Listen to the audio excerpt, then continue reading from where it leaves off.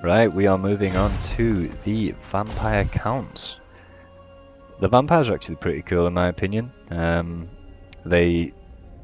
It's a lot of raised armies and that kind of thing, which makes me think they're going to be, if you get some awesome skills, they're going to be very difficult to actually finish off. So vampire counts. The vampires have ever been a plague upon the living, and none more so than the von Carsteins, an abominable bloodline of undead nobles from the deathly realm of Sylvania. They inevitably strike out from this region at the head of a mighty undead host, power-hungry necromancers, zombie hordes, ranks of skeletons, tomb-skulking crypt ghouls, and bestial varghulfs are just some of the nightmares a vampire lord can summon to his indomitable will. Vlad was the primogenitor of the Lord Carstein line, but Manfred was equally feared, finally being brought to bay at Hanfell and slain, but what is no longer living is never easy to kill. Manfred has risen again. The dead have never rested easily in Sylvania, and now they lurch from their graves, summoned to unlife by the midnight aristocracy, and as Manfred prepares to challenge mankind once more. He is the eternal emperor, the usurper. Car Franz will learn this at great cost, and all the living will pay tribute to von Carstein's unholy majesty. So the conflict between humans and vampires continues. Faction mechanics. They can only capture territory belonging to other vampire count factions or any human factions except for Norska. Raise dead. New units can be raised from the dead, and in any province, famous battle sites provide bonuses to the quantity and quality of options available.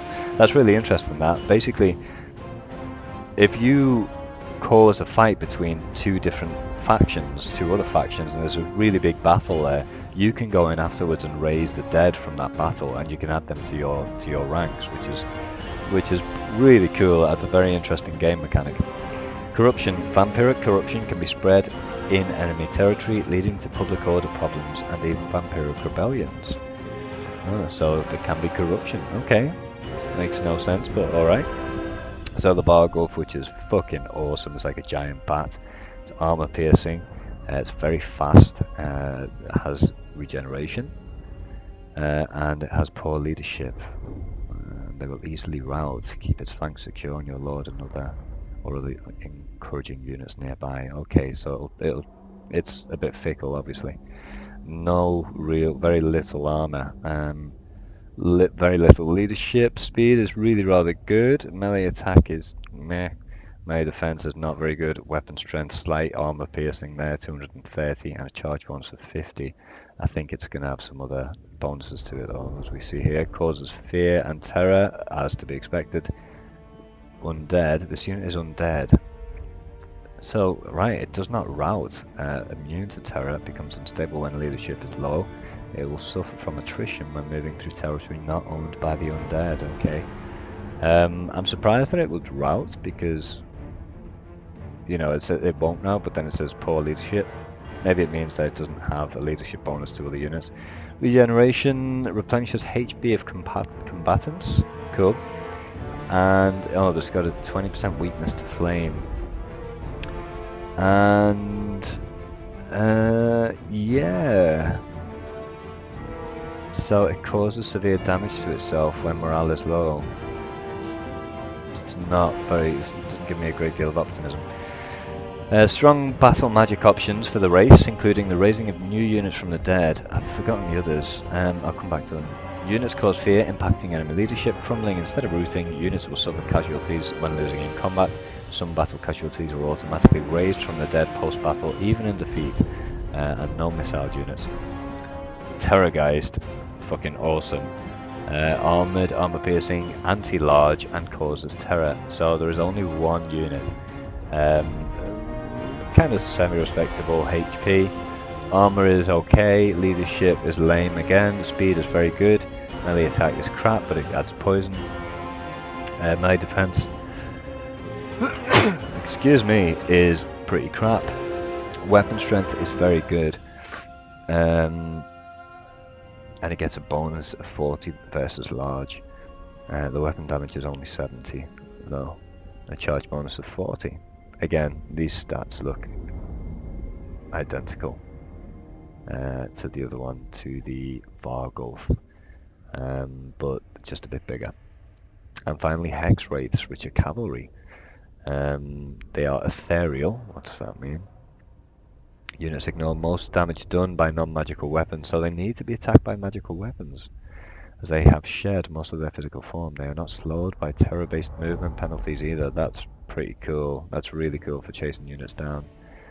Vanguard deployment. This unit can deploy in an expanded deployment area, allowing it to start the battle within striking distance of the enemy, or somewhere unexpected. I like that. They can't hide though.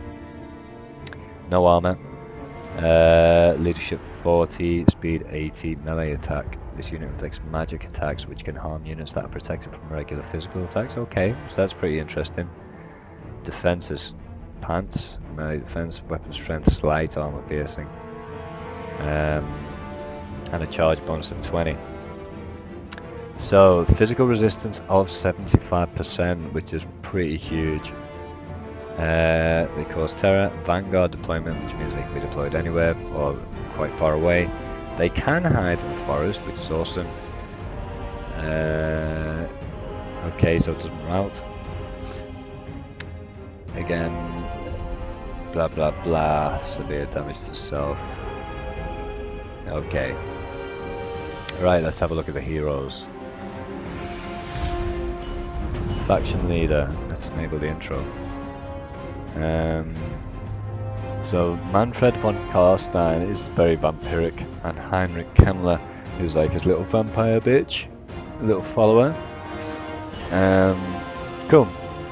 Faction leader, powerful melee fighter, leader and wizard, has access to both the lore of vampires and the lore of death.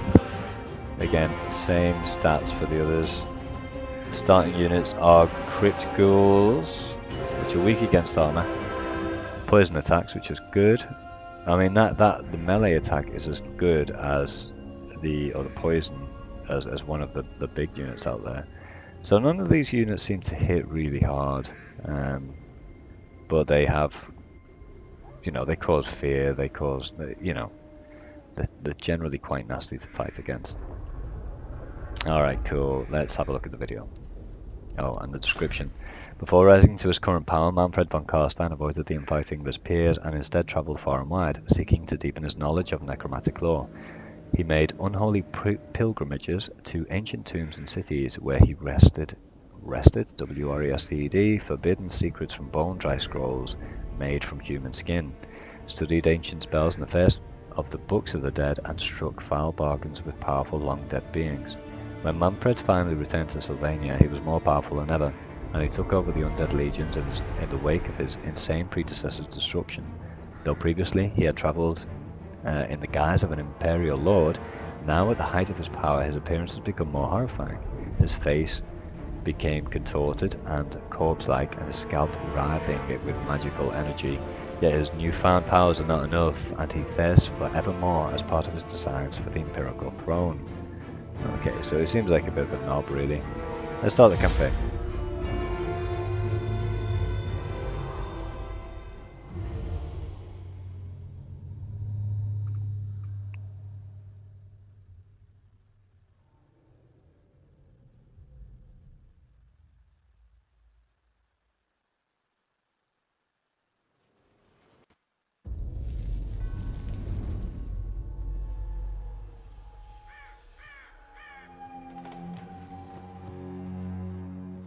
War is eternal.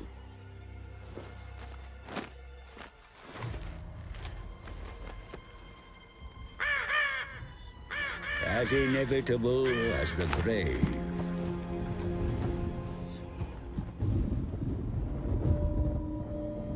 The old world, the rotting corpse within.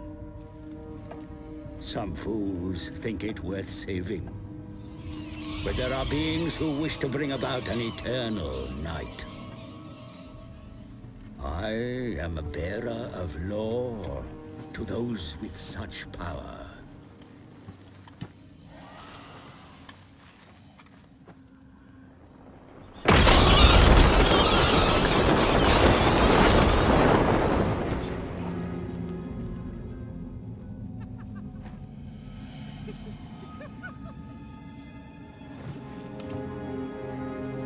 vampire harlot.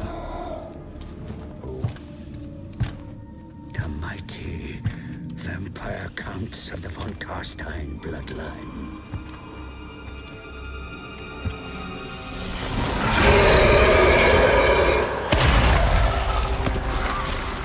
My master, Manfred, has returned from the dead once more. He marches on the von Carstein ancestral pile of Castle Dragonhof. Very uniform march For I there. have brought him ill news that a master necromancer has claimed the fortress as his own. Manfred must retake his ancient stronghold, and either destroy the usurper within, or bind him to his will. Okay. Feeble lich, come hence from mine fortress and kneel before thy lord. Drakenhof I think the stones upkeep's going to are be low. I bound mean, by these guys don't altar need to of eat mine very much. own blood, while yours shall be sprayed across the battlefield as I wrench the head from thine shoulders. Cool. Your forces begin their attack, Right. my lord. See for yourself. There you go. So that was the intro for these guys. And we're going to finally move on to Chaos now. So hope you enjoyed it.